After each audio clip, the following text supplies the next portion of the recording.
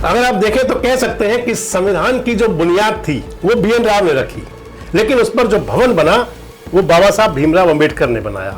अगर आप कह सकते हैं कि जो संविधान का जो जिस्म है, शरीर है, वो बी.एन. राव के जो लीगल डॉक्यूमेंट्स हैं उनसे बना, लेकिन उसके अंदर समता और समानता की, समाजवाद की और मानव अधिकार की जो आत्मा उसके अंदर डाली, यानी कि प्राण डाले, वो अंबेडकर ने डाले। संविधान के निर्माण की कहानी केवल 1947 से नहीं शुरू होती है। अगर देखें तो संविधान के निर्माण की जो गाथा है ये बहुत पुरानी है। तो एक तरफ वो लीगल डॉक्यूमेंट था जो बी.एन. राव ने बनाया, और एक तरफ वो डॉक्यूमेंट था यानी कि जो समाजवाद का, मानव अधिकार का, समानता का, समता का, शोषण के विरुद्ध का अधिकार, वो सब कुछ भीमराव अंबेडकर ने इसके अंदर डाला। उस समय के जो प्रसिद्ध अधिवक्ता, प्रसिद्ध विधिवक्ता, दलित अधिकारों के बड़े पैरोकार, इनके रूप में उनकी परिकल्पना थी, इसके बारे में जाने जाते थे, लेकिन इसके बावजूद वो महाराष्ट्र से चुनाव हार गए थे। जवाहरलाल नेहरू और उस समय का कांग्रेस नेतृत्व, उन्होंने माना कि अंबेडकर जैसे विद्वान व्यक्ति का संविधान सभा में होना बहुत जरूरी है।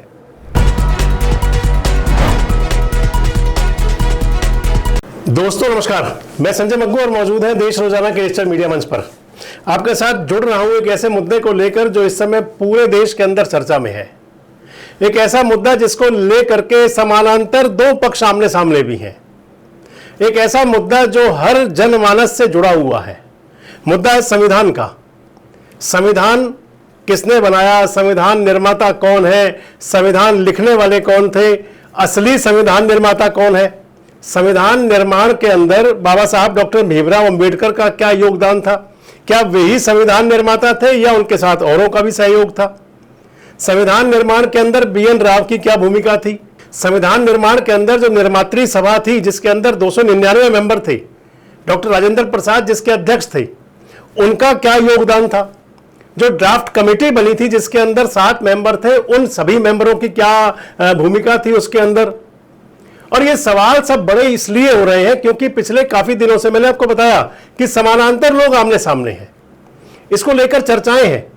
और सवाल बड़े इसलिए शुरू हुए क्योंकि 2024 का लोकसभा चुनाव अगर आप देखें तो खासकर 2024 का लोकसभा चुनाव जैसे संविधान पर ही लड़ा गया। हालांकि संविधान को लेकर के तमाम ऊपो किंतु परंतु तमाम रहे हैं। इवन जब संविधान का निर्माण हुआ, जब संविधान सौंपा गया ड्राफ्ट कमेटी द्वारा, तब से लेकर के और आज 2025 यानी कि 75 साल बाद तक भी इस पर तमाम प्रकार की बातें, चर्चाएं होती हैं। और इन सब के बीच में हुआ वो करता है कि लोग, खासकर आज जब सोशल मीडिया का युग है, तो उस युग के अंदर, सोशल मीडिया के युग के अंदर अपने अपने हिसाब से इसकी संरचना कर देते हैं, अपने अपने हिसाब से इसकी परिभाषा कर देते हैं। अगर भारत के संविधान को कहें तो भारत का संविधान एक ऐसा संविधान है जिसके अंदर कि कई देशों के संविधान का अध्ययन करने के बाद, कई देशों के संविधान को देखने परखने के बाद उनमें जो विशेष था उसको भारत के संविधान के अंदर सहेजा और संजोया गया। संविधान के निर्माण की कहानी केवल 1947 से नहीं शुरू होती है। अगर देखें तो संविधान के निर्माण की जो गाथा है ये बहुत पुरानी है, इसकी जड़ें बहुत गहरी हैं। 1919 का वो दौर जब मॉन्टेग्यू चेम्सफोर्ड सुधारों से लेकर 1935 के भारत सरकार अधिनियम तक, इन सब के अंदर संविधान की कई परिभाषाएं हैं। और इन्हीं सुधारों ने पहली बार भारत में संघीय शासन की अवधारणा को जन्म दिया था। और उसी काल में एक नाम उभरा था, उनका नाम था sir BN. Rao. Sir BN. Rao बाद में संविधान निर्माण जो ड्राफ्ट कमेटी थी उसके लीगल एडवाइजर हुए, कानूनी सलाहकार। बी.एन. राव ब्रिटिश प्रशासन के अंदर उच्च न्यायिक और संवैधानिक पदों पर कई कार्य किए उन्होंने। और इस दौरान उन्होंने भारतीय प्रशासनिक जो ढांचा था उसकी बारीक से बारीक समझ को विकसित किया। 1930 के दशक में जब द्वितीय गोलमेज सम्मेलन आयोजित हुआ था, उस समय भारत में स्वशासन की दिशा स्पष्ट हो चुकी थी। 1932 के बाद बी.एन. राव को औपचारिक रूप से संविधान निर्माण की प्रारंभिक तैयारियों में शामिल किया गया था। बी.एन. राव की अध्यक्षता में, उनके नेतृत्व में दिल्ली में संविधान निर्माण कार्यालय भी स्थापित हुआ था और 1944 में उन्हें संविधान सलाहकार, कॉन्स्टिट्यूशन एडवाइजर इस पद पर नियुक्ति मिली और 1946 में उनको मुख्य संवैधानिक सलाहकार यानी कि प्रिंसिपल कॉन्स्टिट्यूशनल एडवाइजर नियुक्त किया गया।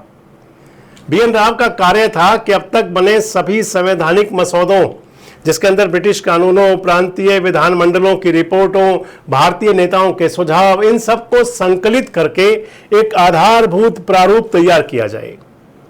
14 जुलाई 1946 जब भारत की संविधान सभा के गठन की औपचारिक घोषणा हुई, तब तक BN राव अपने कार्यालय में संविधान के कई मसौदे और कानूनी सुझाव एकत्र कर चुके थे और इसी का परिणाम था कि उन्होंने 30 अक्टूबर 1947 को संविधान का प्रारंभिक मसौदा यानी कि जो फर्स्ट ड्राफ्ट था वो तैयार करके संविधान सभा को सौंप दिया और यही मसौदा आगे चलकर भारतीय संविधान का आधार भी बना। लेकिन इसी बीच तेजी से राजनीतिक घटनाक्रम बदल रहे थे। मसलन 1946 में जो संविधान सभा के लिए चुनाव हुआ, उस चुनाव के अंदर जो महत्वपूर्ण घटनाक्रम था वो था कि बाबा साहब डॉक्टर भीमराव अंबेडकर, उस समय के जो प्रसिद्ध अधिवक्ता, प्रसिद्ध विधिवक्ता, दलित अधिकारों के बड़े पैरोकार, इनके रूप में उनकी परिकल्पना थी, इसके बारे में जाने जाते थे। लेकिन इसके बावजूद वो महाराष्ट्र से चुनाव हार गए थे। यानी कि संविधान निर्मात्री सभा, संविधान निर्माण सभा के जो मेंबरान का था, उसके अंदर वो महाराष्ट्र से चुनाव हार गए थे। और इधर लॉर्ड बावेल और बाद में माउंटबेन के आग्रह पर जवाहरलाल नेहरू और उस समय का कांग्रेस नेतृत्व, उन्होंने माना कि अंबेडकर जैसे विद्वान व्यक्ति का संविधान सभा में होना बहुत जरूरी है। परिणाम यह आया कि बंगाल की मुस्लिम लीग की एक जो सीट खाली थी पश्चिम बंगाल से, वहां से उन्होंने बाबा साहब डॉक्टर भीमराव अंबेडकर को संविधान सभा में प्रवेश करवा दिया। यानी कि 1947 में जो संविधान सभा फाइनल हुई, उसके अंदर अंबेडकर साहब की भी एंट्री हुई। संविधान सभा ने 29 अगस्त 1947 को एक ड्राफ्टिंग कमेटी का गठन किया और उस ड्राफ्टिंग कमेटी के अंदर अध्यक्ष बनाए गए भीमराव अंबेडकर। यानी कि यहां से शुरू हुआ भीमराव अंबेडकर जी का वो सफर जो उनको ड्राफ्ट कमेटी के अध्यक्ष के तौर पर आगे चलना था। इस समिति का जो कार्य था वो महत्वपूर्ण कार्य था। यानी कि अंबेडकर जी की अध्यक्षता में जो ड्राफ्ट कमेटी बनी थी, प्रारूप समिति थी, उसका मुख्य यह कार्य था कि वो BN राव द्वारा तैयार किए गए मसौदे का पुनर्निरीक्षण करें और उसको अंतिम रूप दें। अगर देखें तो राव उस समय समिति के आधिकारिक मेंबर के तौर पर नहीं थे, लेकिन सलाहकार के रूप में अब भी थे, यानी कि लीगल एडवाइजर, जो मैंने आपको बताया। और यही वह बिंदु है जहां से अंबेडकर की भूमिका निर्णायक के रूप में सामने आती है।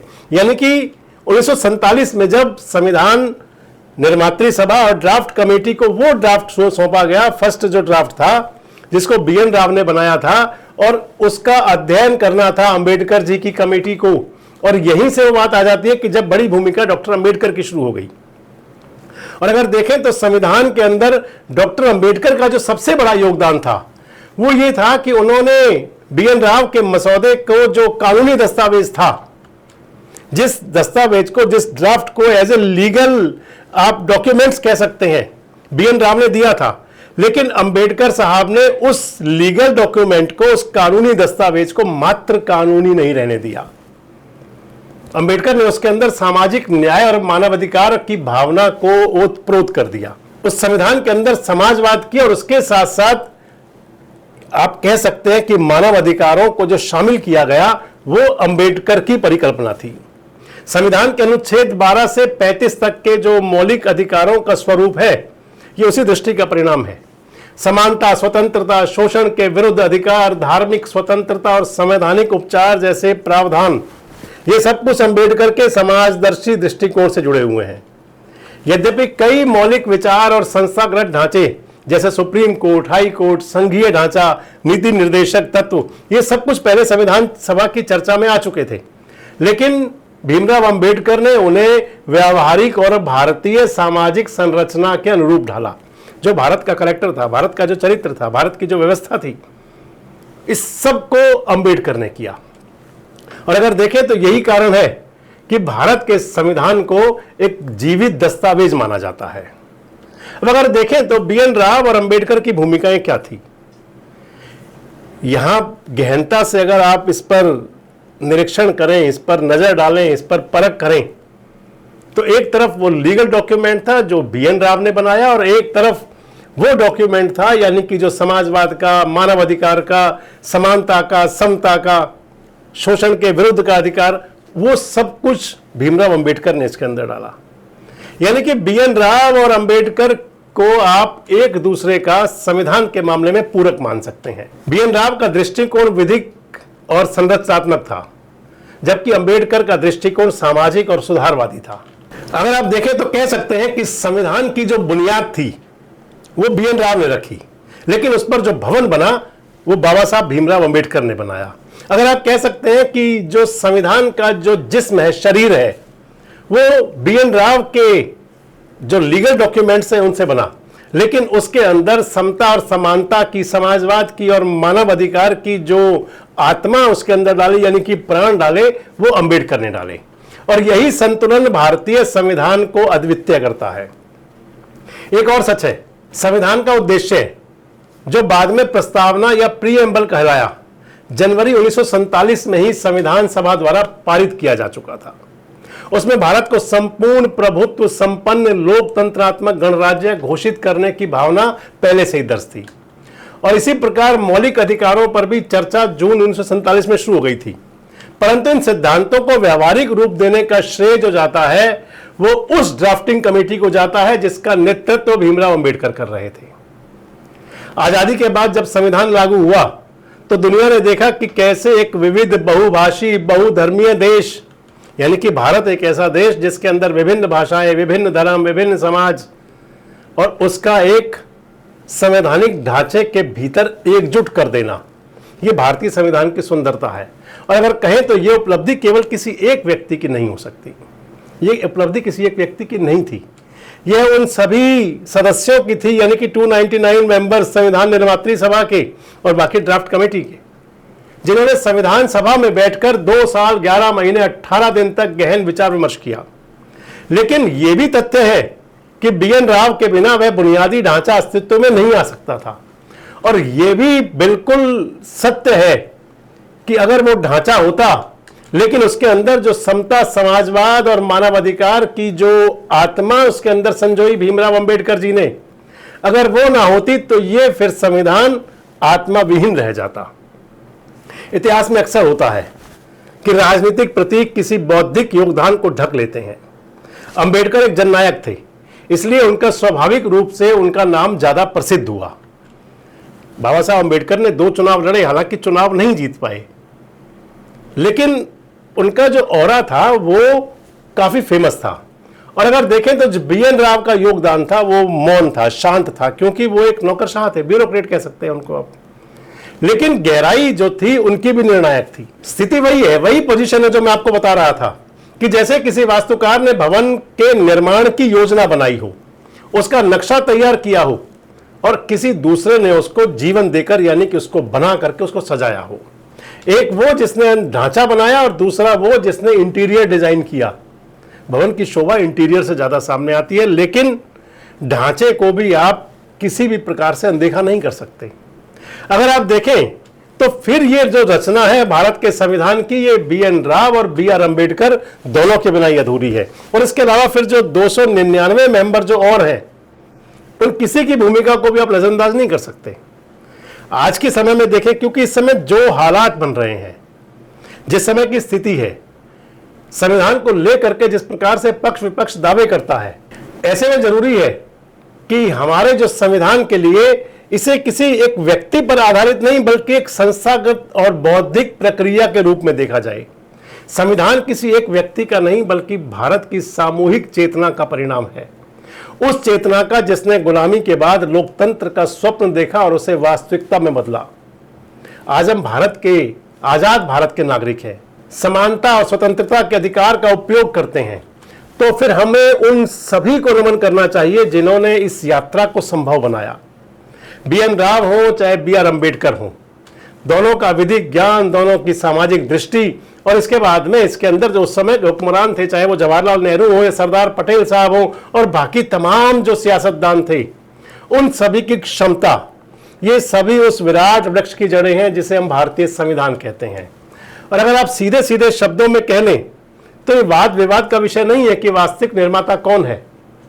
असल में जो आज जरूरी है कि हम संविधान का पालन करें। हमारे संविधान की प्रक्रिया में किसने अपना अवदान दिया, किसने अंशदान दिया, उन सभी का हम सम्मान करें, क्योंकि इतिहास न्याय तब करता है जब वह संपूर्ण सत्य को देखता है, न केवल प्रसिद्ध चेहरों को। अगर कहें तो BN राव हो या BR अम्बेडकर, दोनों इस संविधान के निर्माण में एक दूसरे के पूरक हैं। एक वो है जिन्होंने कि इसका ढांचा तैयार किया और दूसरे वो है जिन्होंने कि इस ढांचे के अंदर प्राण डाले। और सबसे महत्वपूर्ण बात है कि आखिर संविधान को लेकर के इस तमाम प्रकार का वाद विवाद क्यों? तो अंबेडकर की जो फिलॉसफी है, अंबेडकर को जो मानने वाले लोग हैं, अंबेडकर के नाम पर जो एक बड़ा वोट बैंक खड़ा किया गया, अगले किसी वीडियो में आपसे चर्चा करूंगा।